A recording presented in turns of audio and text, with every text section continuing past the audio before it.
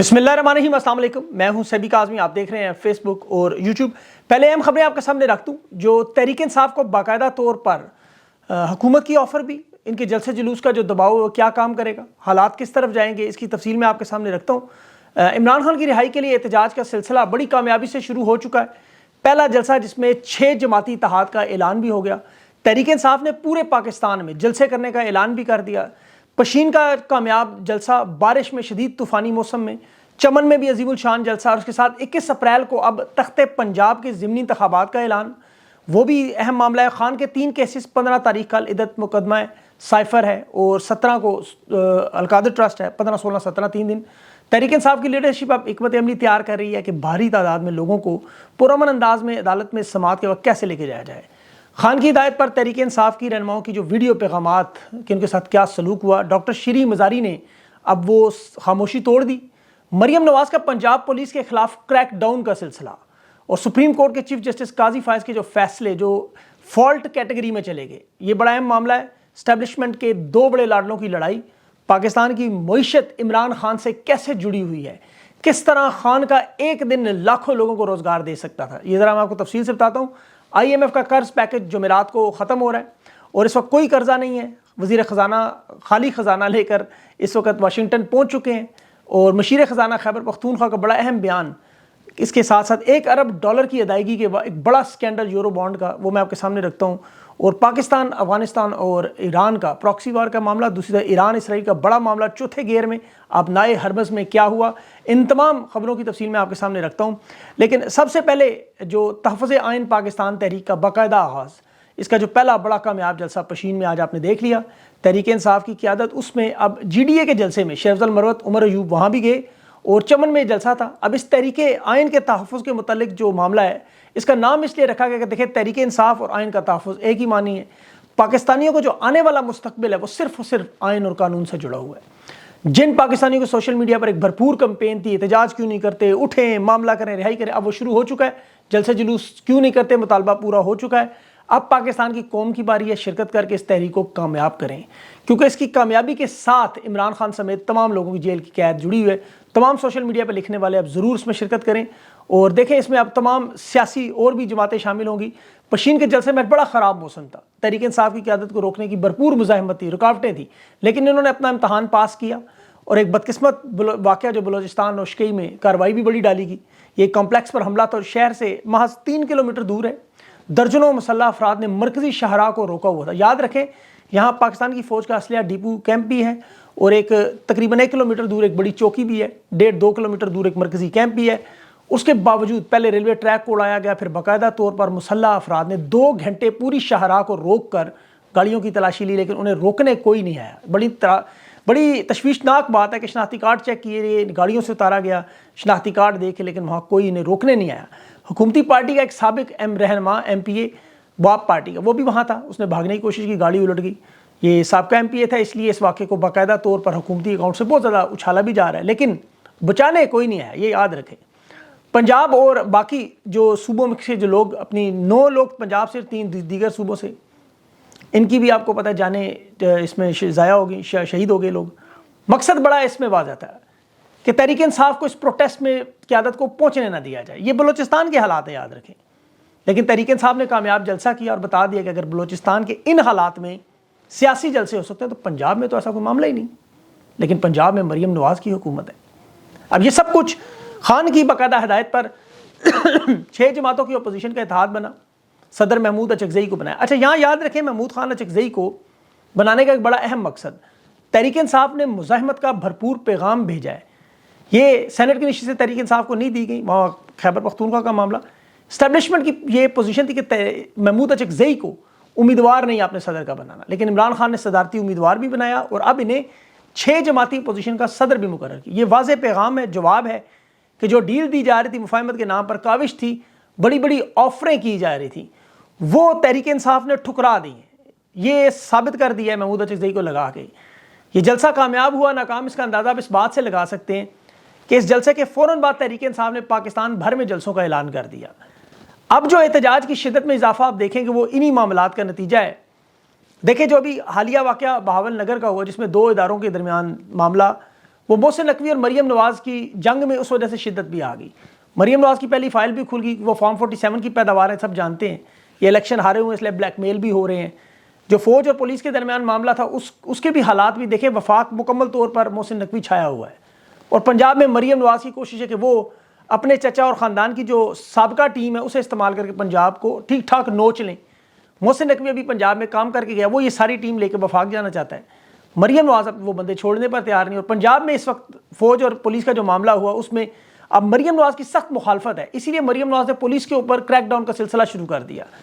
ایک بڑا اجلاس کیا, بجائے ایسے حالات میں کہ جب انہیں پولیس کے ساتھ کھڑا ہونا چاہیے تو انہوں نے اپنی ہی پولیس کے خلاف آپریشن شروع کر دیا کہ جو لوگ بول رہے ہیں, استعفے دے رہے ہیں, ان کی آواز بند کی جائے.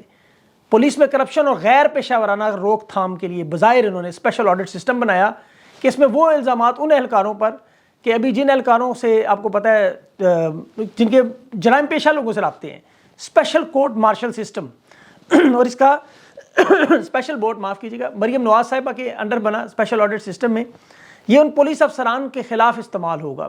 وہ سب جانتے ہیں کون سے پولیس افسران, ابھی حالیہ دنوں میں آپ کے سامنے وہ تصاویر ویڈیوز آ چکی ہیں. یہ بہرحمانہ آپریشن کہہ رہے کریں گے, پولیس کی آواز دبائیں گے. آئی جی پنجاب تو دیکھیں پہلے ہی ہار مان چکا ہے, اس نے سارا الزام سوشل میڈیا کو دے دیا, اور ایک طرف انتظامی معاملات ان کے ہاتھ سے مکمل طور پر نکل چکے, یہ اب سب جانتے ہیں. دوسری طرف مریم نواز پراٹھے کے اندر انڈا لگا کر کھانا کیسے کھایا جاتا ہے, اس کی جس طرح فرانس کی ملکہ غربت میں جب لوگ روٹی نہیں کھا سکتے تو یہ کہتی تھی کیک کیوں نہیں کھا لیتے, یا ٹائٹینک جب ڈوب رہا تھا تو آپ دیکھیں اس وقت جو عمرا تھے, رئیس لوگ تھے, وہ میوزک سن رہے تھے. آج یہی حالت ہے, یہ انڈے پراٹھے پہ لگی ہوئے ہیں. تھوڑا انڈا پراٹھا میرے خیال میں پنجاب پولیس کو کھلا دے, لیکن شیر وہی آگ لگی ہے بستی میں اور بن سکتی ہے اپنی بستی میں. پاکستان کے حالات اس وقت تباہ کن ہیں معیشت کے خاص طور پر. اس وقت تمام سیاسی رہنما, معیشت کے ماہرین, اسٹیبلشمنٹ کے سابقہ اور موجودہ طاقتور لوگ, خود حکومتی وزراء, امریکی تھنک ٹینک, دنیا بھر کا انٹرنیشنل میڈیا, بلومبرگ ٹائمز, یہ سب اخبارات آپ اٹھائیں, میڈیا اٹھائیں, آبزرورز اٹھائیں, یہ ایک بات پر متفق ہے کہ موجودہ حکومت چل نہیں سکتی. جی کا جانا ٹھہر چکا ہے, آج جائے یا کل, ٹائم فریم آپ کوئی بھی دے سکتے ہیں. ایک بے یقینی کی صورتحال ہے پورے پاکستان میں, امن و امان سے لے کر معیشت تک ہر طرف نحوست اور تباہی کا ڈیرا ہے. اور یہ حالات مزید بگڑیں گے کیونکہ آئی ایم ایف کو جو پیکج ہے جمعرات کو ختم ہو رہا ہے, اور یہ مزید تباہی لائے گی. بدقسمتی سے دیکھیں ان کے پاس کوئی ایسا معاشی منصوبہ نہیں جو ملک کو دوبارہ چلانے کے قابل کر لے.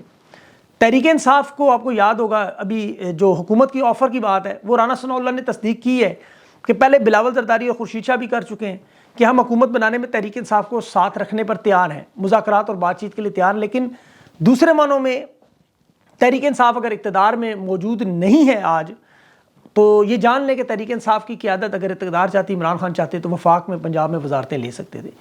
لیکن خان نے یہ فیصلہ کیا تھا کہ کسی صورت میں ان لوگوں کے ساتھ نہیں بیٹھنا جنہوں نے مینڈیٹ چھینا, مینڈیٹ چوری کیا, اور پھر اس آفر کو ٹھکرایا گیا. اب دوبارہ آفر کی جا رہی ہے کہ سینٹ کے انتخابات ٹھیک کر دیں گے, لیکن ایسا عمران خان تیار نہیں ہے اس پہ, کیونکہ سہولت کار جانتے ہیں کہ پاکستان کی قوم بھی جانتی ہے.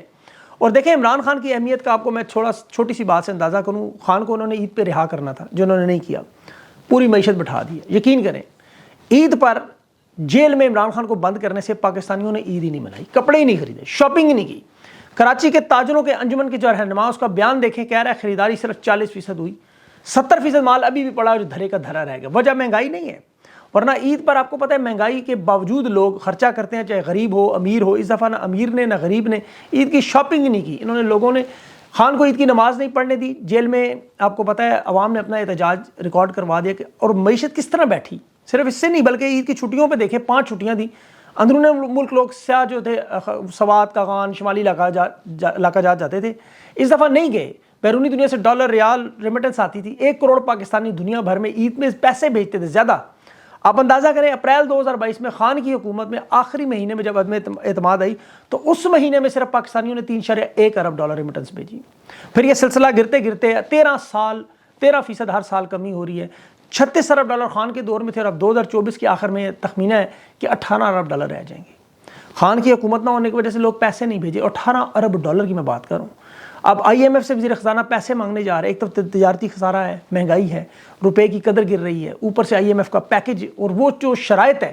اور ابھی جو سب سے بڑھ کر دیکھیں, انہوں نے 2014 کے بانڈ ایشو کیے تھے, اس مہینے میچور ہو گئے ہیں, بلکہ ان کی ادائیگی 1 ارب ڈالر کر دی. اسٹیٹ بینک نے رپورٹ دی.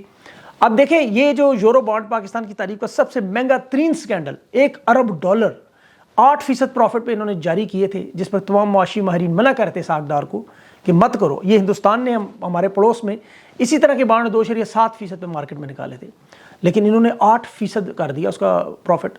ترکی نے بھی اس کو لینے سے انکار کر دیا. جب یہ بانڈ لانچ ہوئے، مزے کی بات، 3 بزنس مین مافیا جو پاکستان سے 19 ارب روپیہ انہوں نے پاکستان سے باہر بھیجا اور یہ بانڈ خریدے. یہ لاہور DHA کے، یہ علیم خان جیسے تمام پراپرٹی مافیا لوگ، انہیں سامنے فرنٹ میں رکھ کے یہ بانڈ خریدے گئے اور 8% پروفٹ کما لیا گیا.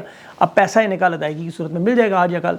ان پیسوں سے دبئی میں پراپرٹیاں خرید کر یہ پاکستان کو دیوالیہ پن کی طرف لے جانے والا پورا معاملہ زر مبادلہ کے ذخائر میں $1 ارب ویسے ہی کم ہو جائے گا. اور IMF کا پروگرام جو جمعرات کو میں نے کہا ختم ہوا، پچھلا قرضہ بھی ختم ہوا، نیا پروگرام خطرناک شرائط پہ، جس میں خود شہباز شریف کہہ رہے ہیں ہمیں نہیں پتا کون سی شرائط منوا رہے ہیں، کہاں کہاں دستخط کروا رہے ہیں، کیونکہ اسٹیبلشمنٹ کا دعا بس تسلیم کرو.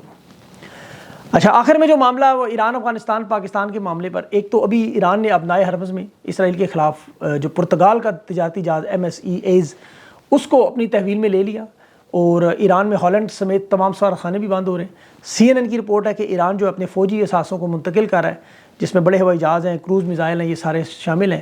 اور اسرائیل نے مغربی کنارے پر بمباری کا سلسلہ جاری رکھا ہوا ہے. لیکن امت مسلمہ کے رہنما آپ کو پتہ ہے بغیرتی کو شربت پہ گھول کر پی کے بیٹھے ہوئے، شرم غیرت ان میں ہے نہیں. اب دیکھیں پاکستان میں لوگ اس بات پہ بحث کر رہے ہیں کہ ایران حملہ کرے گا یا نہیں کرے گا، اور اگر کرے گا تو ہم اس کے ساتھ پاکستان دے گا یا نیوٹرل رہے گا. آپ یہ دیکھ لیں کہ اس وقت اسلامی ملک کون کون سے ایران کے ساتھ ہوں گے، یہ بڑا امپورٹنٹ ہے. اور جہاں تک اسرائیل کا ساتھ دیں گا تو مجھے تو خطرہ ہے یہ لوگ اسرائیل کا ساتھ دیں گے، اور یہ بہت بڑی سٹیٹمنٹ ہے. دیکھیں ماضی میں جنرل ضیاء الحق اس وقت بریگیڈیئر تھا، بلیک فرائیڈے آپ گوگل کریں ذرا، کس طرح اردن کے حکمران نے اسے بلایا اور وہاں 25,000 فلسطینیوں کی شہادتوں کا الزام ان پہ لگایا.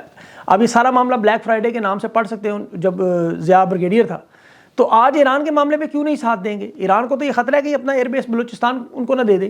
وہ اسی لیے بات چیت کرنے کے لیے 22 اپریل کو ایرانی صدر آ رہا ہے. اور ایران، افغانستان اور پاکستان اس وقت تینوں اپنی اپنی پراکسیز بھی استعمال کر رہے ہیں، آپ یہ بھی یاد رکھیں، اور ایک دوسرے کے خلاف بھی کر رہے ہیں. پاکستان کا ایران کے ساتھ تقریباً جنگ آپ کو پتہ ہے تیار تھی، افغانستان کے ساتھ بھی جنگ تقریباً تیار ہے، بلکہ ایران کے ساتھ تو ہو چکی تھی. افغانستان کے ساتھ حالات تقریباً جنگ والے ہیں، ان کے ابھی ریفیوجیز کو نکالنے کا، مہاجرین کا سلسلہ جاری ہے. ایسے مرحلے میں اسرائیل کے حملے کی کون تائید کرے گا، کون مخالفت کرے گا، یہ اور کون سے اسلامی ملک ممالک ان کے ساتھ کھڑے ہوں گے؟ حال یہ کہ یہ اپنا تیل ایک دن کے لیے بند نہیں کر سکتے، ان کے لیے وہ جنگ میں کیا شرکت کریں گے. تجارت ابھی ترکی نے کچھ ایک ہفتہ پہلے بند کی ہے. تو ایران یہ سارے معاملات جانتا ہے کہ اگر جنگ شروع ہوئی تو ارد گرد کے معاملات ممالک نے اس کا حشر نشر کر دینا ہے، باقیوں نے اسی طرح کھڑے ہو کے تماشا دیکھنا ہے جس طرح وہ فلسطین کا دیکھتے رہے. تو اس لیے وہ بڑا سوچ سمجھ کر کیلکولیٹڈ رسک کرتے ہیں. ہر ملک کو اپنی سلامتی کا پتہ ہے، اور ایرانی جو ہے وہ اس معاملے کو اس طرح بھی دیکھ رہے ہیں کہ خطے میں کون کون سے ممالک کہاں کہاں سے ان کی مدد کر سکتے ہیں اور کہاں کہاں سے مخالفت کر سکتے ہیں، کون کون اپنا سکور سیٹل کر سکتا ہے. اور پھر آپ کو پتہ ہے یہ ایک مسلکی معاملہ بھی بن جائے گا. بدقسمتی سے مسلمان پیسے ہی تقسیم ہونے کے لیے تیار ہو جاتے ہیں، اس طرح کے معاملے میں فوراً تقسیم ہو جائیں گے، نیوٹرل بھی ہو جائیں گے کچھ، اور کچھ ان کا ساتھ کہیں کچھ مخالفت میں چلے جائیں گے. تو ایران کو پتہ ہے ان تمام چیزوں کو سوچ سمجھ کر وہ کر رہے ہیں کہ اس سارے معاملے کو کیا وہ پراکسیز کی مدد سے ان تمام ممالک. اور یہاں پہ دیکھیں لوگ یہاں تک کہتے ہیں جی کہ ایران جو ہے وہ خالی خولی دھمکیاں لگاتا ہے، کیوں نہیں کر، حالانکہ پاکستان اس وقت دنیا کی 5ویں بڑی فوج ہے، 5ویں یا 8ویں فوج ہے، 8ویں بڑی فوج ہے دنیا کی، جس کے پاس ایٹمی ٹیکنالوجی، اور پاکستان دنیا کا وہ واحد اسلامی ملک ہے.